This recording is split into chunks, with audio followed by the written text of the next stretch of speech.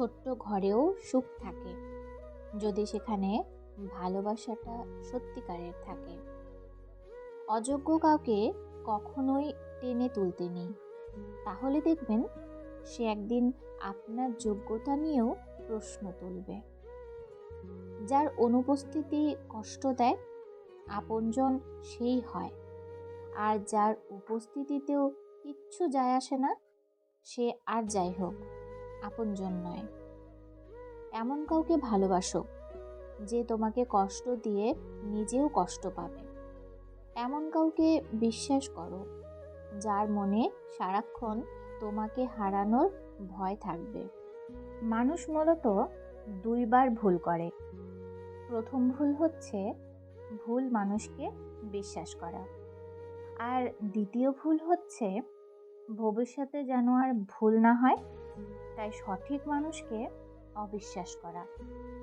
চায়ের সাথে বিস্কুট আমাকে একটা শিক্ষাই দিয়েছে, কারো প্রতি এতটাই ডুবে যেও না যে শেষ পর্যন্ত তোমাকে ভেঙে পড়তে হয়। মানুষ যখন কিছু হারাতে শুরু করে তখন সে একসাথে অনেক কিছু হারিয়ে ফেলে। ভেতর থেকে ভাঙতে ভাঙতে একটা সময় মানুষ মানতে বাধ্য হয় পৃথিবীতে সত্যি কেউ কারো নয়। জীবনের প্রতিটি ক্ষেত্রেই অভিনয় করতে হয়। সবচেয়ে বড় অভিনয়টা হচ্ছে সুখে না থেকেও সুখী হওয়ার অভিনয়। স্যাক্রিফাইস করাটা জীবনে অত্যন্ত প্রয়োজন, তবে অন্যের জন্য নয়, নিজের জন্য।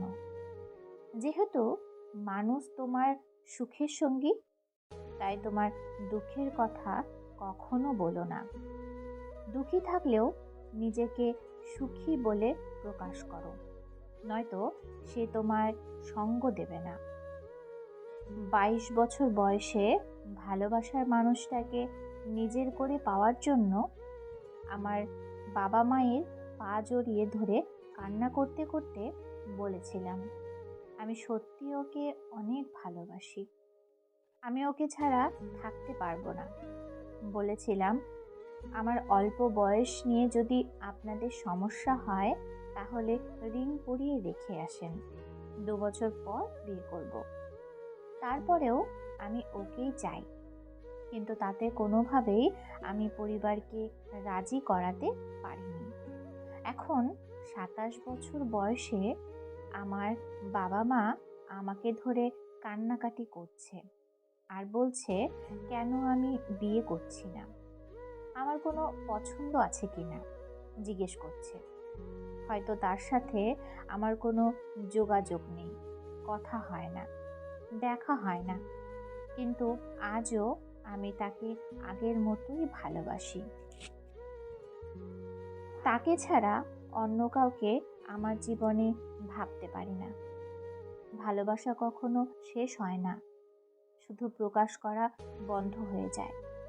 কেউ নিজে থেকে বদলাতে চায় না, কাউকে পেয়ে নয়তো কাউকে হারিয়ে, কারোর ভালোবাসা নয়তো কারো ঘৃণা মানুষকে বদলে দেয়।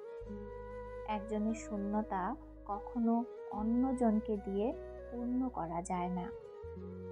ভাঙা মন নিয়ে যে হাসতে জানে তার মতো শক্তিশালী মানুষ খুঁজে পাওয়া কষ্টকর। নিজের দিক থেকে সৎ থাকুন, ঠকলে অন্তত এই ভেবে শান্তি পাবেন যে আমি ঠিক ছিলাম। আসলে সত্যি শান্তি দেয়। সমস্যাকে কখনো তোমার উপর চেপে বসতে দেবে না। হতাশ না হয়ে তুমি দেখো স্বপ্ন পূরণের কতটা কাছে তুমি এলে।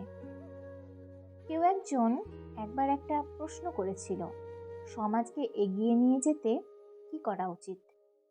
একজন বিদ্বান জবাব দিয়েছিলেন, পায়ের পরিবর্তে মানুষের হাত ধরে টেনো। কিছু মানুষ তারা যেন বারবার প্রমাণ করে দেয় পর কখনো আপন হয় না। তুমি যতই আপন করে নেওয়ার চেষ্টা করো, কাউকে না পেলে কেউ মরে যায় না, শুধু মায়া কাটাতে সময় লাগে। বৃষ্টি থেমে গেলে ছাতাটাকেও বোঝা মনে হয়, কালি ফুলিয়ে গেলে কলমটাও আবর্জনার ঝুড়িতে জমা হয়। বাসি হয়ে গেলে প্রিয়জনে দেওয়া ফুলটা পরের দিন ডাস্টবিনে পাওয়া যায়। পৃথিবীর নিষ্ঠুরতম সত্য হলো, আপনার উপকারের কথা মানুষ বেশি দিন মনে রাখবে না।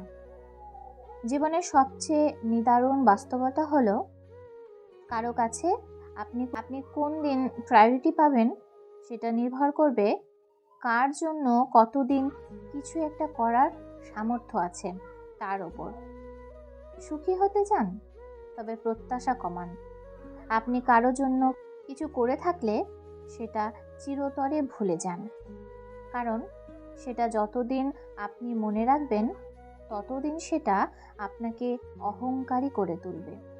আবার কেউ যদি আপনার জন্য খুব ছোট্ট কিছু করে থাকে, তবে সেটা আজীবন মনে রাখবেন, কারণ এটা আপনাকে বিনয়ী ও কৃতজ্ঞতা সম্পন্ন একজন ভালো মানুষ হিসেবে বাঁচিয়ে রাখবে। ভিডিওটি এই পর্যন্তই।